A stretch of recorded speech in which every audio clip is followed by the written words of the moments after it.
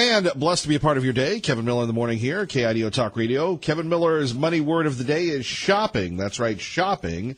Shopping. And today is the day we're giving away WWE tickets. When you hear Ric Flair say woo, when you hear the woo, be caller 6 at 580-5436, 580-KIDO. We would love for you to go see the WWE. That'll be Friday night here at Taco Bell Arena. It's going to be a great show, and we look forward to it. Joining us now is Cassie Smedley, joining us from the RNC. Cassie, good to have you with us.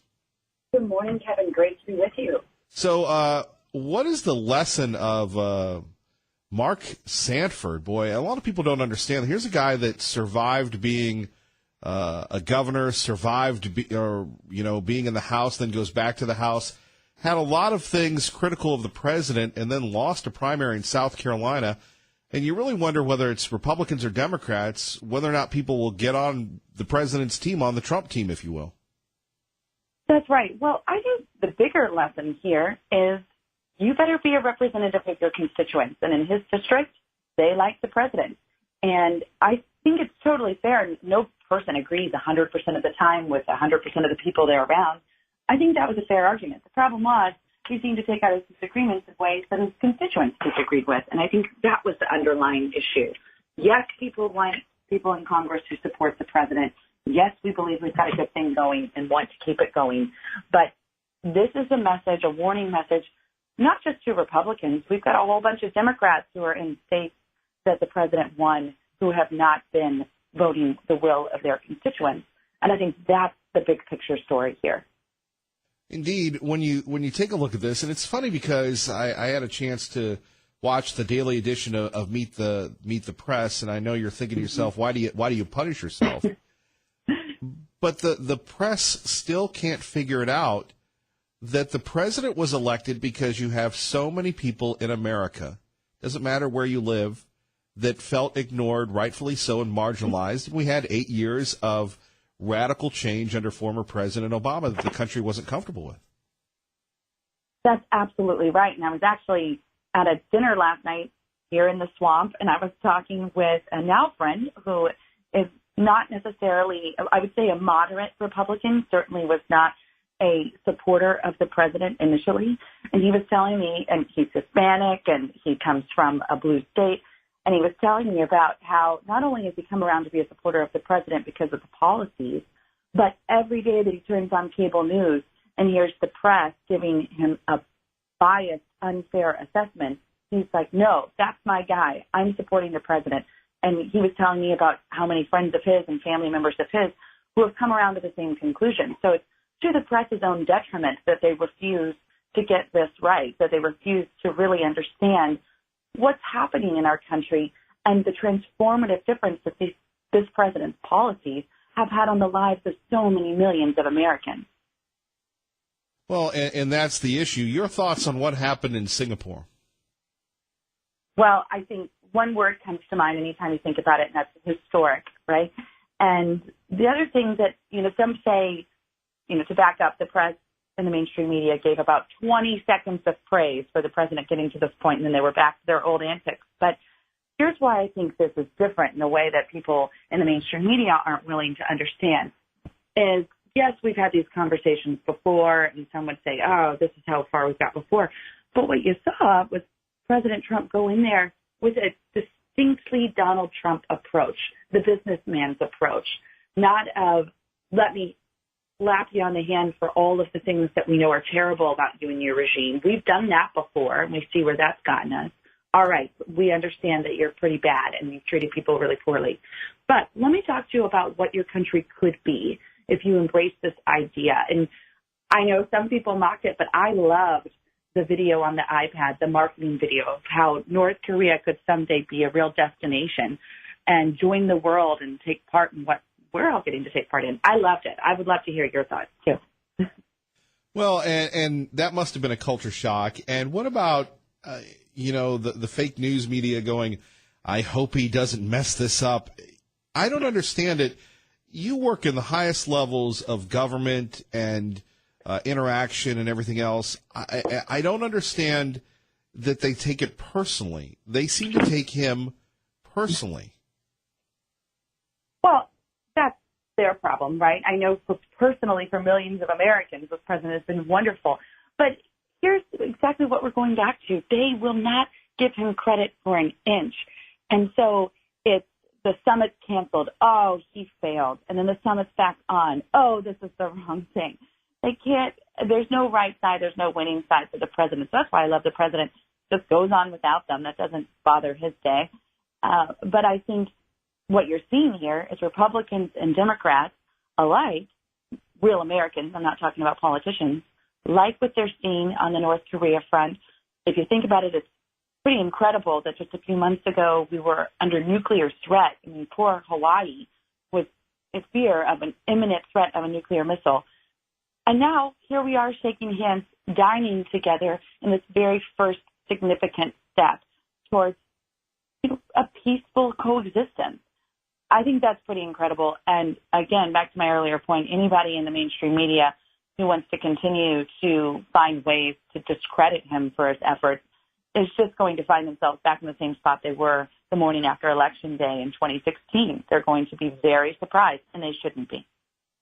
Well, when we take a look at building the Republican Party, there are a lot of people that are going to be leaving.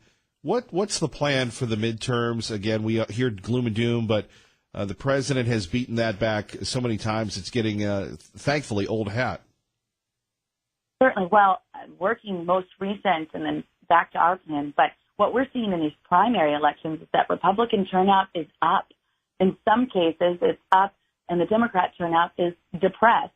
One example of a state that is getting some attention lately, North Dakota, Senator Heidi Heitkamp is up for re-election there, a state that, of course, the president won handily. And she's up against Congressman Kramer, who, as you know, North Dakota is an at-large state. So the congressman is the only representative in the House. So he, too, has run statewide. He outperformed his previous midterm election during the primary, and she underperformed. So she's got her work cut out for her up there. But that's what we're seeing across the country is that while everybody's busy talking about the blue wave, here you've got Republicans doing exactly what we need to do to maintain and win. And for our part at the RNC, as we've discussed here before, we've got a huge fundraising advantage. And while other groups go on TV and do more with other outside groups to get out the vote efforts, we are on the ground. We are knocking on doors. We are recruiting volunteers. We are the data operation for every Republican effort on the ballot. And that's going to be the difference for so many of these folks. So we feel we know what we're up against, and we feel ready to defy history come November. Well, and especially, we talked about the Dakotas. You've got that race in Montana where Senator Tester has eked out a few wins in the past. He's got $6 million in the bank. You just have the Republican nominee just get the nomination. Your thoughts on Montana? Well, I think Senator Tester is interesting because for a guy who's proclaimed, at least in Washington, to be bucking the president and that he's a Democrat, don't worry about him. And what was his first ad of the cycle? An ad touting, quote, all of the laws or bills that have been signed into law under President Trump. And more eagle-eyed experts than myself noted that so many of those bills were either things that were passed unanimously or non-controversial or things that he was just signed on to but not the lead on. So that's the second story there. But he knows what he has to do. And for our part, in the Republican Party, we're going to call him out every single time that he says one thing in Washington and says another back home in Montana. And but I think it's interesting that he feels his only path to success is to align himself with the president. I think that tells you a lot about where Montanans in the country are with what's happening in this country. But I think people are going to see through it because we know that a commercial, as much as we'd love it to be that effective, people have seen too much that they don't like over these past 6 years. Indeed. Well, we always appreciate you, Casey, for joining us here. Always great to be with you. Thank you for having me. Have a good day, ma'am. Bye-bye. Thank you. You too. Bye. Phone numbers here, 580-5436, 580-KIDO. Kevin Miller in the morning. Do want to remind you, coming up between now and 7 o'clock, your chance to go see the WWE for free just by listening. Caller 6, when you hear Ric Flair's Woo, you're going to go to the WWE. Now, what number do you call? Not now. It's 580-5436. 580-KIDO. Call when you hear that. Be caller 6, and we're giving away tickets all morning long, just our way of thanking you. We realize you have a lot of choices in the morning throughout the Treasure Valley, or maybe you're listening with the KIDO Talk Radio app. So we appreciate you joining us and being here each and every morning. Coming up, though, we do want to talk a little bit more about this fixation with President Trump. We've got some crazy audio clips that I want to share with you, then some stories around the country. And if you missed it yesterday, we got into this late, this idea of California deciding that they're going to split up into three. And this is where we take advantage of the people that have just moved here from California. And some of them, and I will say this, I've been insensitive to the people from California coming in. Personally, I'm not a big fan of when you live in a state that you don't get the state's, you don't change your license plates over. And you're going to think, oh, that's petty, or the aggressive driving or anything else. But to leave a state that you love, to leave a state that you've spent the majority of your life in has got to be tough. And we talk about the insane power of government, but to force people through taxation, through the crazy regs, through the illegals, through the crime. I mean, if that is not a travesty of justice, I don't know what is. Do you? So California, of course, if they do split into three, there's no way they're going to go from 2 senators to 6. Maybe it's a nefarious plot to allow that state to have much more of an influence than it already does. Let's talk about that next. Kevin Miller, KIDO Talk Radio. Blessed to be a part of your day. Kevin Miller in the morning. Don't forget, coming up, your chance to win tickets to the WWE. Caller 6 when you hear the Ric Flair woo. Listen for your chance to win. We'd love to send you and a friend to the WWE. Let's start with Bob in Caldwell with Kevin Miller at KIDO Talk Radio. Good morning, Bob. Good morning. Nice to talk to you again. I moved here with my wife for 57 years in September. We're thrilled to be here.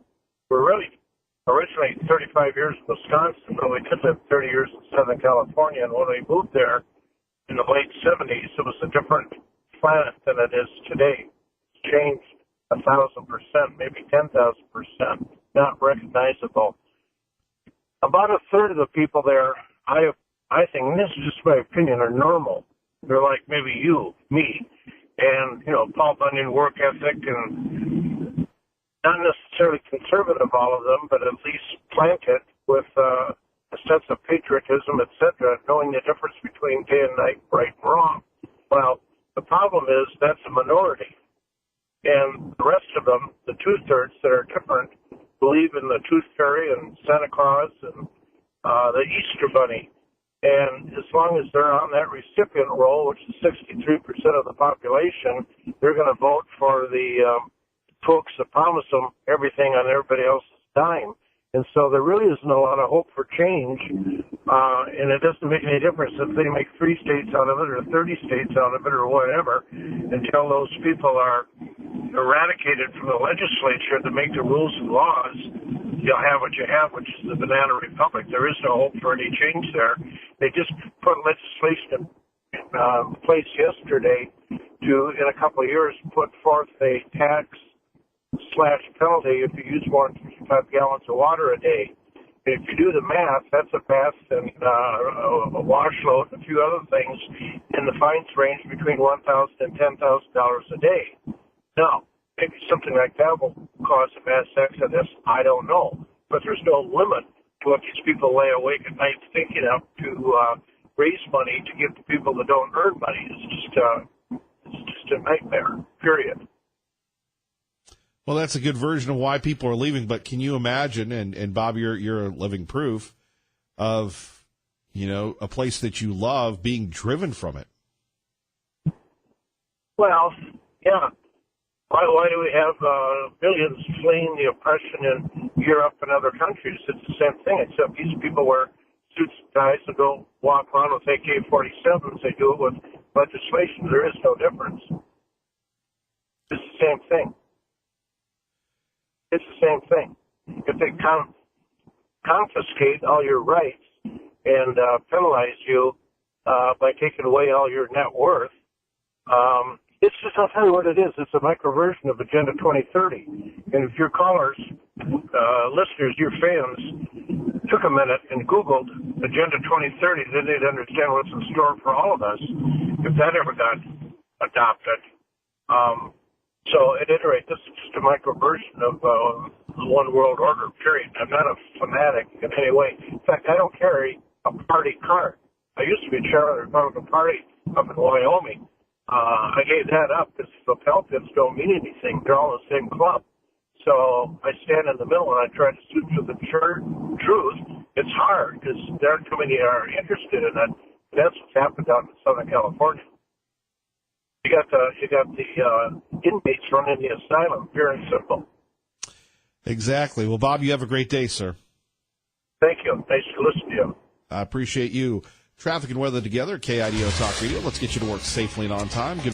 And we continue on. Let's go to R&R with Kevin Miller at KIDO Talk Radio. Good morning, R&R. Hey, pleasure to be part of your day, Kevin. The issue for me is not the political role.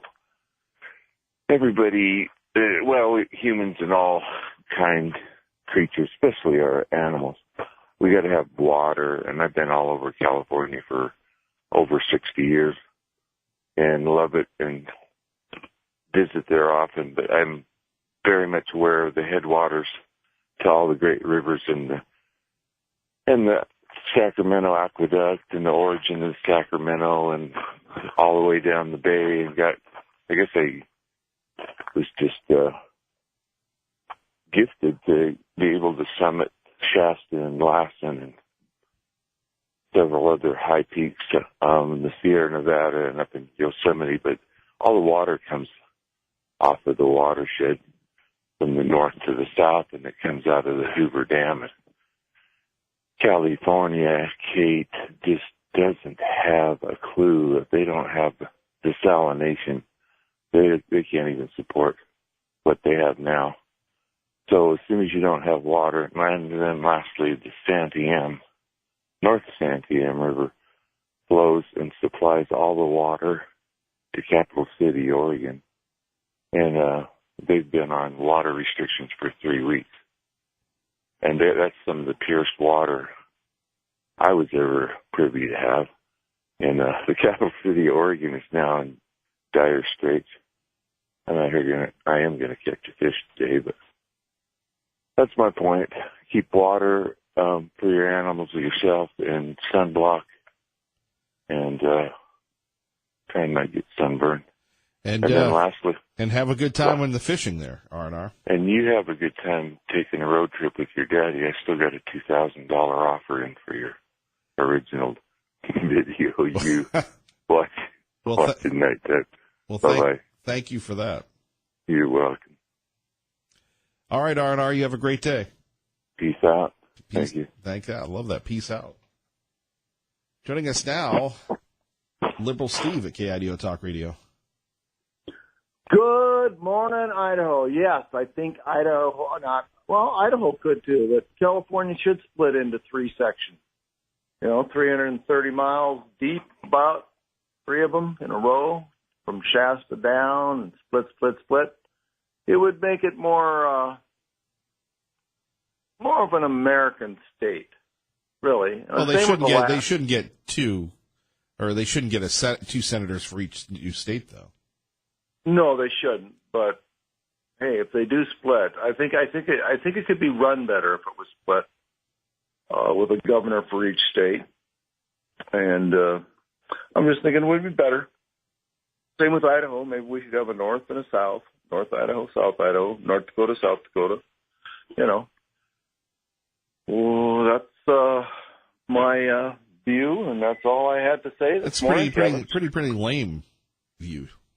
Well, I'm trying to stay on topic, stay direct. That is always appreciated, yes. Talk about what we want to talk. I could go on and on and on about, we got tax relief, but now gasoline is costing the average person almost $1,100 a year more if it stays at this. and they go on and on and on. And now inflation and interest is going up, and I could go in about all the crazy stuff, but I'll just stay on topic. I think California should be split up 3 ways. Fair enough. Thank you very much. We appreciate your Stay time. fired up and have a great day. All right. 580-5436, 580-KIDO. Coming up very soon, your chance to win tickets to the WWE for free.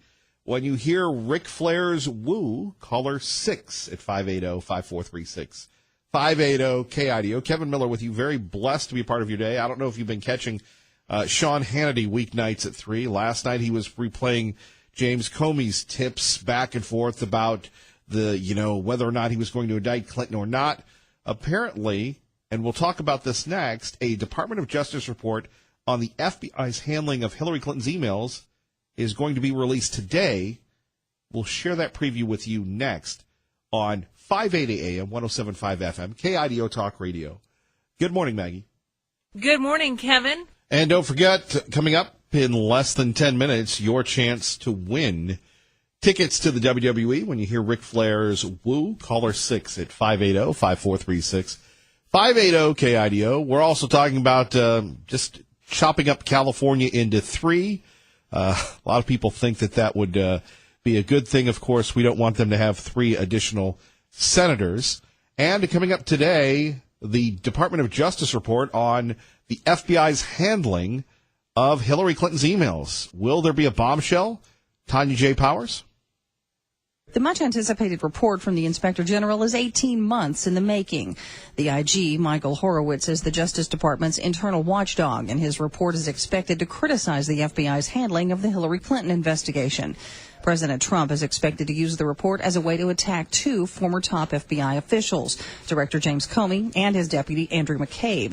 But it could instead back Democrats' claim that the FBI contributed to Clinton's 2016 defeat at a time the Trump campaign came under FBI investigation for possible coordination with Russia.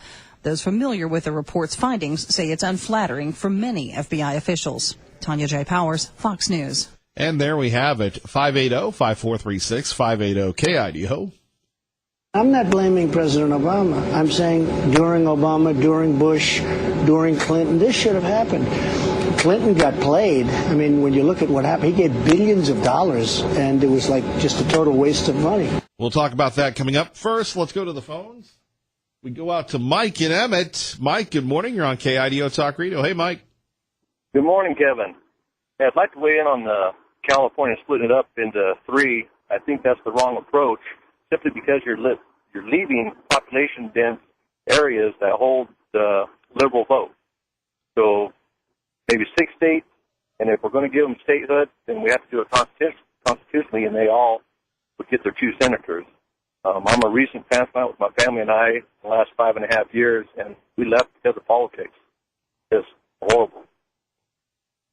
Can you describe what went into your thought process, Mike, of leaving a state that was your home?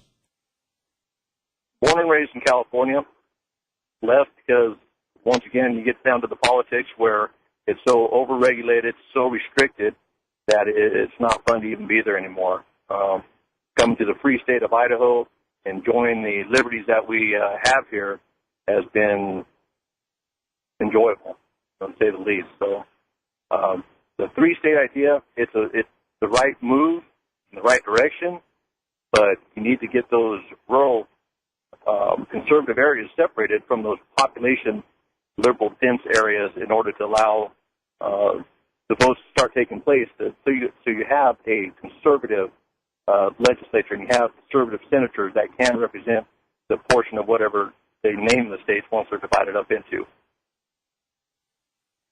Well, Mike, welcome, and glad you're here, brother. I appreciate it. Thank you, Kevin. All right, have a great day, sir. You too now. Bye-bye. You know, whenever you talk to somebody in Emmett, people in Emmett are always friendly. You know, you notice that? Must be the Cherry Festival going on this week. 580-5436, 580-KIDO. Before we get rolling into another topic, what do you make? I guess this happens every year, but I was listening to Maggie's newscast, and did you hear what they said that this week in the city of Boise? And look, this is not a Boise show.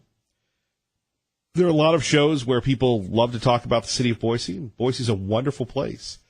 But Boise is part of our audience, part of where we are. And for people in Boise, I feel bad for you. On one hand, when everybody talks about Idaho, Boise, no, there's Meridian, there's Kuna, there's Caldwell, there's Nampa, there's the entire Treasure Valley that is growing and booming. And just as Mike was talking about the regulations in California, you look at the regulations in Boise. Heck, to even park in the city of Boise is a pain in the butt, right? And they've got the little Prius that drives around to make sure that not 1 second of that expired ticket does not get fined. You're not going to get an extra bonus. It's just amazing, the city of Boise. So the city of Boise today, and I guess this has been their habit for many, many years, they're jumping into the Pride Fest. And they raise the rainbow flag. And that will fly for the week. Of course, it's Thursday. If a Pride Fest is a week, wouldn't that start on Monday? Or Monday to Sunday? That would be the correct week. But who am I to ever correct the people that run the city of Boise? So whether you live in Nampa, Caldwell, or wherever, do you believe that this is a good thing? Now, the politically correct people will say, well, you need people of all diverse lifestyles, of all diverse orientations, and raising the flag shows the world that Idaho is tolerant and understanding, and let's hug a tree. Which is fascinating, because I believe Mayor Beater, who obviously will never be unelected because of his strong family ties, because he is, he only goes to the ribbon cutting events. You'll never see him on this program. And if you do have Mayor Beater on, you ask the softball questions, and, that's fine. We don't really, our show is dependent on you, not the politicos. But I find it fascinating that here you have a guy who I think would love to be the governor of this state, to turn us left, but he's trapped in his own success in the city of Boise. And the reason why I say that is, remember when we had Obamacare, and the city of Boise and the acolytes, the liberal acolytes on the city council, what did they have? They had, what was it? They voted a non-binding resolution to say, hey, everybody, Obamacare is good. And if you're new to the area, then this is what you get in the city of Boise. So you have, the city council passing this non-binding resolution on Obamacare being great. Totally didn't have to jump into the fight, but they did.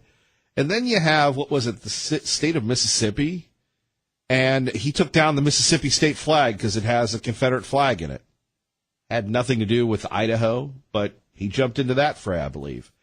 And then you have the raising of the flag. So if you raise the pride flag, the gay flag, shouldn't you be able to raise something else?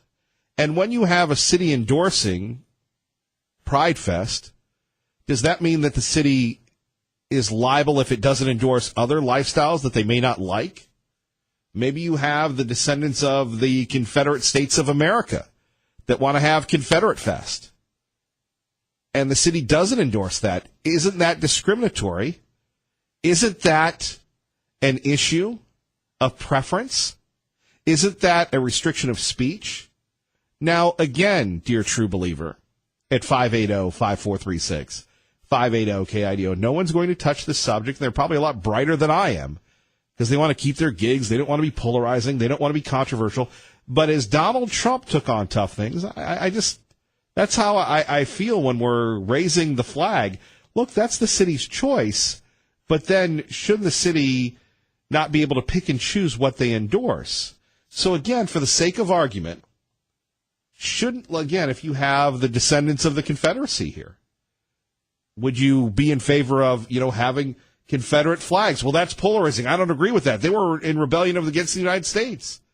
Well, they have monuments to the Confederacy all over the country. Shouldn't the city have to do the same thing? Or is it the city's choice to pick and choose what they want to endorse and what they don't? Let's talk about it next. Kevin Miller, KIDO Talk Radio.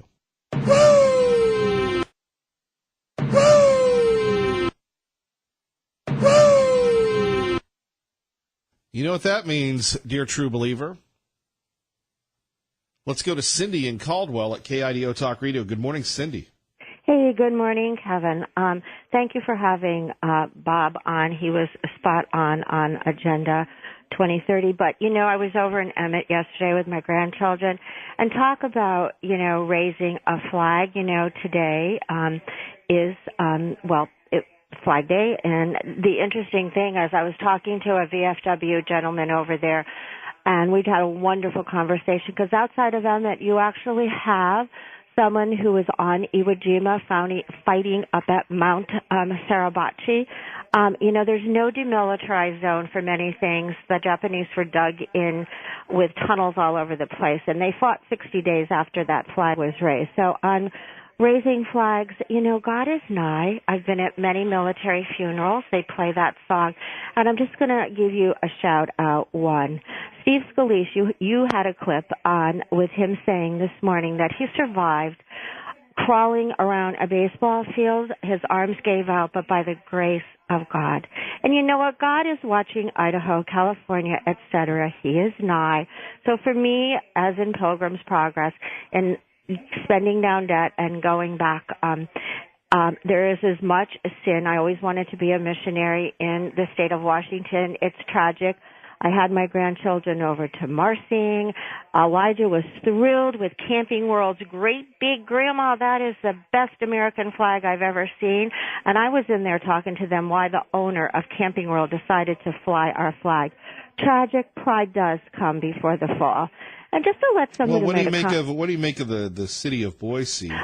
Well, and the city of Boise raising the flag here. You have a problem with that? I've already been involved with them raising the flag, Kelly Linville in Bellingham.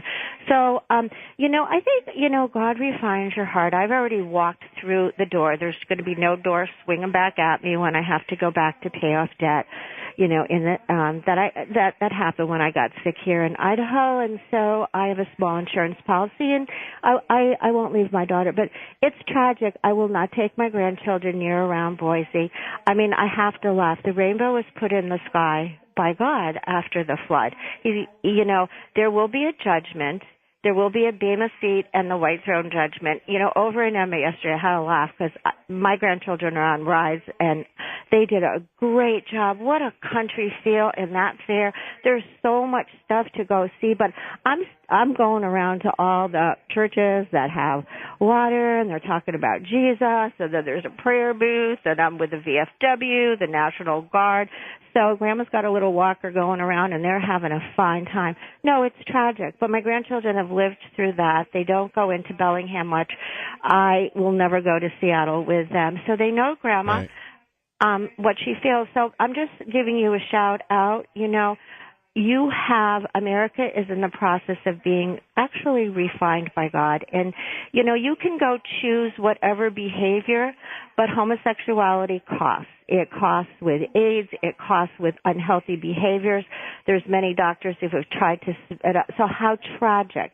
But it's your heart, from your head to your heart is where Steve Scalise gave honor to God, and I give honor to that God. So, all right, Cindy.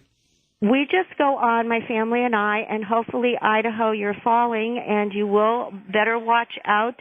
You people need to get out there, you men, and stand strong for God and the Bible. All right, Cindy, thank you very much. Traffic and weather together.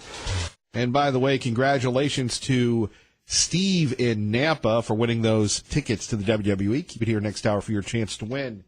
Hank in Boise on 580 AM, 107.5 FM. Kevin Miller, KIDO Talk Radio. Hello, Hank. Good morning.